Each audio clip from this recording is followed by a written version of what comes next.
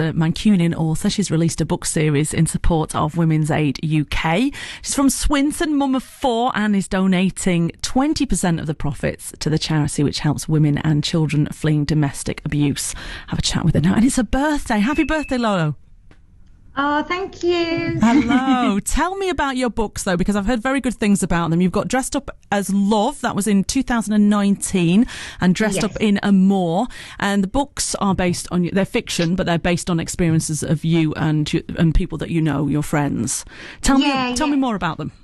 Well, basically, Dressed Up as Love is showing whilst you're in an abusive relationship and trying to escape that situation and how that affects you emotionally and just every aspect of it and how incredibly difficult it is, and even just coming to terms with the fact of realising that you're in an emotionally abusive relationship. And obviously it shows all the twists and turns and the highs and lows of the, trying to escape that situation. And Dressed Up in Armour is basically what happens after you leave the relationship and how things just don't get better overnight instantly, and how, you can get angry at yourself for not feeling like, oh, I've just left, I've escaped that situation, so now I should be okay, and actually you're not, and you it's quite a journey, and it just shows the journey from start to finish.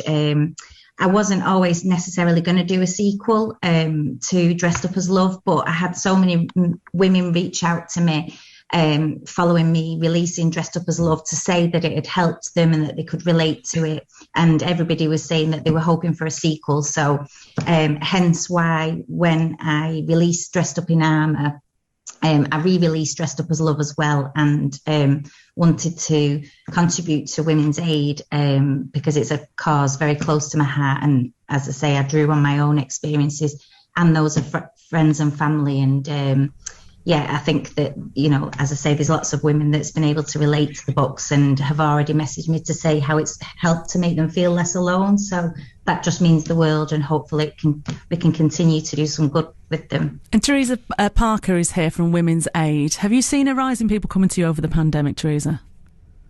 We have, in the first 2 weeks of the pandemic, the amount of women who were killed by abusive partners almost trebled. We've seen lots of people reaching out, and we were doing lots of things to create awareness. And I think raising awareness and storytelling around domestic abuse, which we're doing with Lolo, but also we've been doing with Coronation Street, which is how we first met Lolo.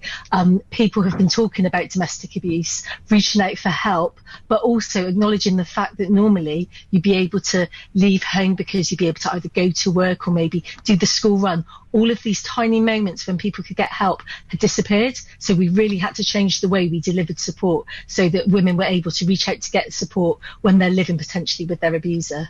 Tell me a little bit about what you do, because I think people have an idea about you providing emergency shelter. Is that what else do you do as part of that?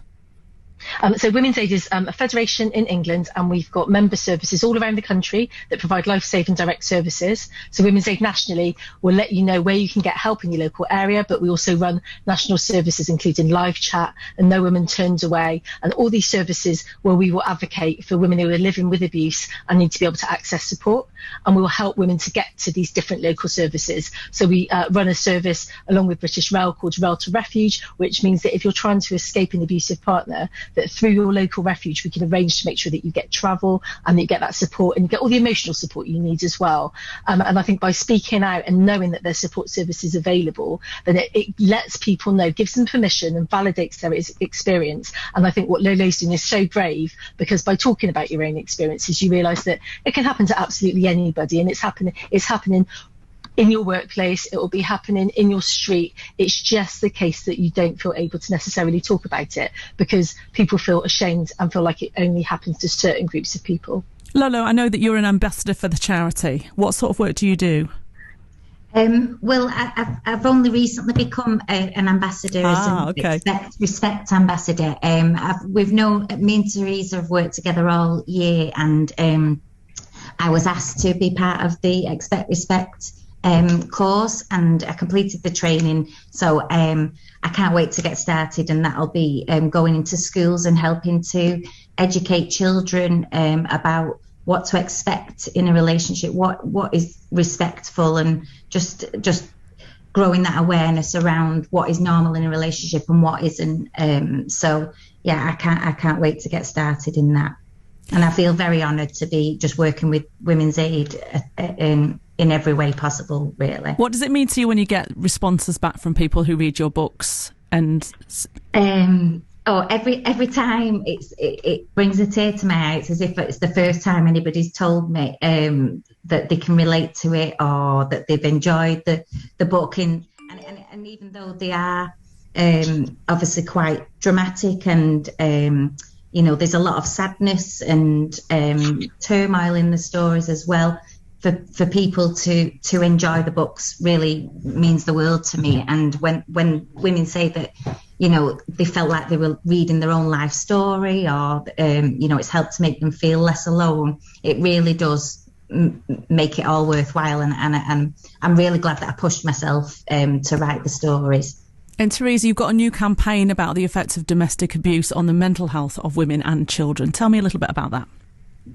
This couldn't be a more important campaign for us, because we know that domestic abuse and trauma doesn't finish when a relationship does, and that for survivors of domestic abuse, this is something which you have to rebuild your life and you have to rebuild your confidence, because at the point where many women reach out for help, their self-esteem is really low, but also you've been experiencing coercive control and all the abuse that that I can't see. So this long-term sort of trauma needs to be supported. So local domestic abuse services, like the ones that you've got in Manchester, need to have proper funding to not only deliver life-saving refuges and helplines, but actually to have that specialist mental health support so you can help women and children rebuild their lives in the future. So this will be our major campaign over the next couple of years, and we'll be working with all of our patrons and ambassadors, including Lolo, to help raise awareness of it. Thank you to Theresa Parker from Women's Aid, and Lolo Stubbs, who has 2 books, and 20% of the profits are going to help Women's Aid, which will support women and children fleeing domestic abuse. Let's find out what's happening on the roads across